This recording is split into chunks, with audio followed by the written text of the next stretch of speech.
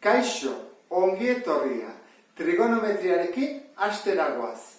Matematikako arlo honetan, triangeluaren zenbait elementu ezagututa, kalkulatu daitezke falta zaizkigun beste elementuak.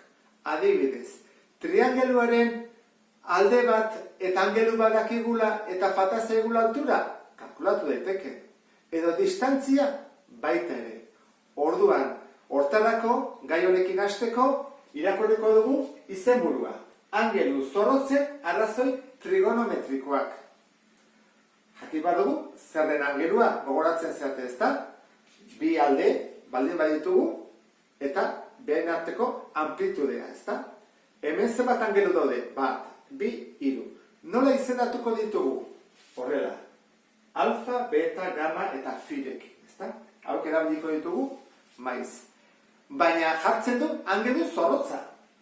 Zer dira angelu zorrotzak? 80 gradu baino txikiagokoak. Adibidez, hemen zenbat angelu zorrotz daude? Bi. Bat eta bi. Hau ez da zorrotza. Hau angelu zuzena da. Horrek esan nahi du hasieran 80 gradu baino txikiagoko angeluekin arituko gerala. Horrela jarriko dut.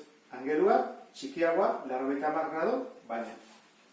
Orduan, bukatzeko falta zaigu arrazoia. Arrazoia zer da? Proportzio bat. Eta nola ateratzen da proportzio hori? Bi zenbakien arteko zatidurakin.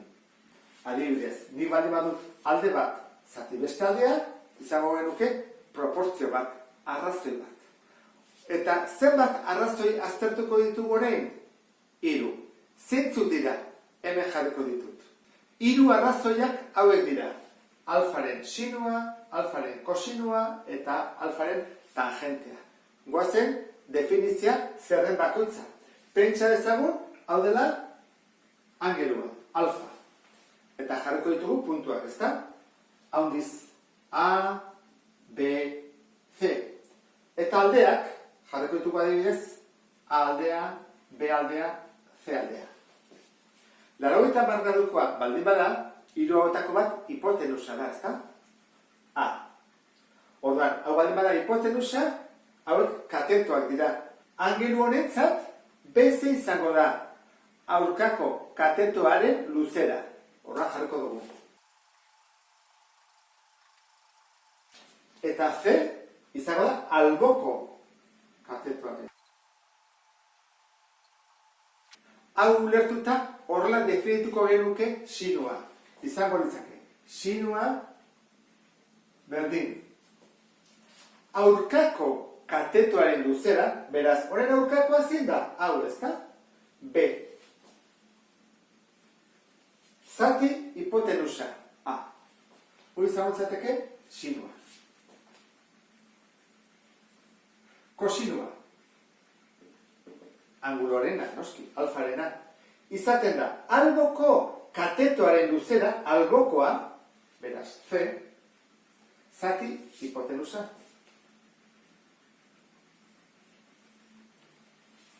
Eta amaitzeko, tangentean, egin dugu, B-akin, C-akin, ze falta zaigu? Bi hauek, ezta? Bi katetoak. Eta nola egiten da tangentea? Beti egiten da, aurkako katetoaren luzera, zati alboko katetoaren luzera. Izango zateke, B zati C. Tan jartzen dugu, tan alfa eta B zati C. Behar bada, zenbait liburutan beste erantzan ere ikusi daiteke. Aurkako katetoaren luzera, betik zera, hola jarriko nuke, betik zera, zati hipotenusa, atik bera. Kosinua da albokoa, atik zera, zatik hipotenusa dela atik bera, eta azkena, tangentea, aurkakoa, betik zera, dijoana, luzen hori, zati, atik zera dijoana. Buka hori aurriko dugu, baina hori segurazki ikusiko duzu behin baina gehiagotan. Ze honek esan nahi du, puntu honetatik puntu hortara dagoen luzera edo distantzia. 3 definizio hauek buruz jakin behar ditugu. Bai sinuarena, bai kosinuarena eta bai tangentearena. Gogoratu, berriro esango dut, sinua da aurkako katetoa, zati hipotenusa, kosinua albokoa, zati hipotenusa, eta tangentea aurkakoa, zati albokoa. Zer gertatzen zaigu? Alfa izan berrian hemen bali badut beta, betaren aurkako katetoa zein da? Aurkakoa, aurkakoa zein izango da, hau da aurkakoa. Eta hipotenusa berdin da, bai aurkakoa, hau. Eta albokoa zein da betarentzat, hau. Orduan, beti ikusi behar dugu zein den bere albokoa eta zein bere aurkakoa. Aurkakoa, esaten dugu bezala, beti da sinuakin eta albokoa kosinuarekin. Hobeto ulertzeko arrazoi trigonometriko hauek, sinua, kosinua eta tangentea angeluarenak direla eta ez triangeluarena adibide bat azalduko dizu. Hau badakizu eskoira bat dela, eta jakingo duzu baita ere 30 gradu ditula angelu honek, horrek 60. Kalkulatzen badugu bere sinua, 30 gradu sinua, da 0,5. Eta zergatik da beti 0,5? Aurkako katetoa zati hipotenusa 0,5 ateatzen delako. Horrek zesan nahi du, beti izango dela hipotenusa kateto honen bikoitza, doblea. Berdin da, olakoa izan, hau txikiagoa izan, edo horrela izan. Honen sinua, eta honen sinua berdina da 30 gradu baldin badira. Hemen, importantena ez da triangeluaren tamaina handiagoa edo txikiagoa, baizik angeluaren neurria, amplitudea. Horran, honek baldin baitu 30 gradu, eta honen baita ere 30 gradu, horrek esan edu, bi triangeluetan, izango dela hipotenusa kateto honen doblea edo bikoitza.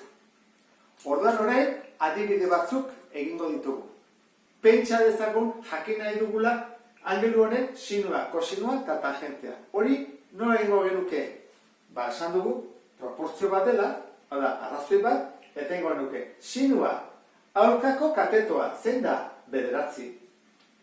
Eta hipotenusa 15. Kosinua, alboko katetoa, honen albokoa 12 da, zati hipotenusa, eta azkena, tangentea, aurkako katetoa, 9, zati alboko katetoa. Zatikatak egin bako nituzke, 0,6, 0,8 eta 0,75. Kalkulagailu erabiliko dugu hemendik aurrean, eta jakin behar dezutena beti da. Sinua eta kosinua izan behar dula 0tik batean. Zergatik ez delako posible kateto bat izatea hipotenusa baina handiagoa. Orduan, ateatzen bat zaizue sinua eta kosinuan bat baino gehiago, adibidez 1,2, 5,4, horrek esan edu gaizki egin dezutela. Baina tangentean izan daiteke adibidez 4, 8, 11, 2, 0,3. Zergatik, bi hauen zatidura delako. Orduan, gerta daiteke hau oso txikia izatea, ez da albokoa, eta oso handia. Orduan bai izan daitekela zenbaki bat neko altua. Bigarren triangeluan, bi datu dakizkigu. 8 metroko alde bat duela, eta 15 graduko angelu bat. Orduan, fatazezkigu beste bi alde hauek kalkulatzea. Asko gara adibidez, isarekin. Isa zer da angeluarentzako? Alboko katetoa edo aurkako katetoa. Hoi da definitu behar duguna. Bada, aurkako katetoa. Ze hipotenusa, hau da. Hoi da, nengo jakin behar duguna. Zen den hipotenusa, bestela galduta gaude. Ordan, hau, 90 graduko delako, noski.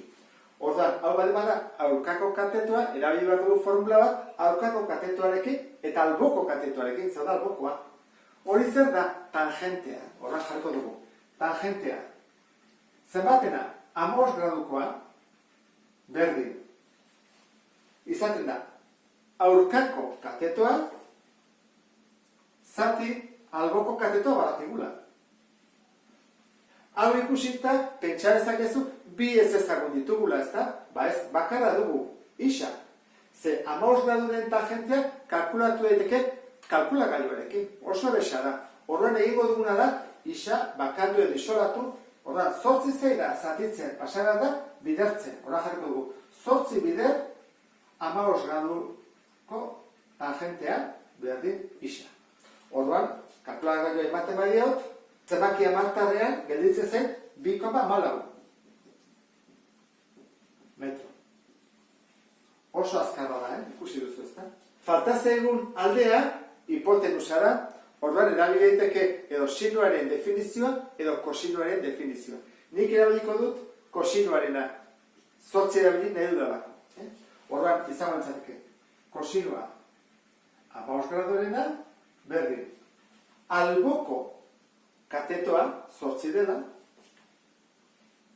zati hipotenusa, I.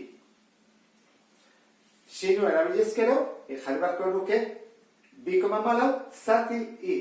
Baina hemen informazioa galdu dugu biribildu egin dugulako. Orduan, I bakantzeko pasatzen dut bidertzen, eta 15 kosinua pasatzen dut zatitzen. Eta 8 lehen bezala gelditzen dagoia, ezta? Orain bat dut, 8 zati 15 graduren kosinua. 8,28 metro, noski. Metrotan ari gerelako. Eta honekin bukatuko genuke, sarrera, ulertu duzulakoa beste bat arte. Agur!